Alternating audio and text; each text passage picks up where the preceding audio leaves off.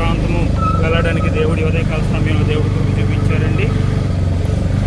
దైవ సేవకుల అభిషేక్తులు మరి దానిలయ్య గారు, అలాగే మరి యోబయ్య గారు, అలాగే మా సహోదరులు కానిస్టేబుల్ గారు అందరూ కూడా మేము దేవుని యొక్క సువార్త నిమిత్తము కోళ్ళ ప్రాంతం వెళ్తున్నాం కనుక ప్రతి ఒక్కరు కూడా ప్రార్థన చేయండి. మేమందరం కూడా దేవుని యొక్క పనులు ఇంకా బలంగా వాడబడేలాగిన, దేవుని యొక్క బలమైన కార్యాలు అక్కడ జరిగేలాగిన, మరలా తిరిగి క్షేమకరం ప్రయాణం దేవుడు దయచేయలాగిన ప్రతి ఒక్కరు కూడా ప్రార్థనలో జ్ఞాపకం చేసుకోండి. ఇట్లు మీ సహోదరుడు.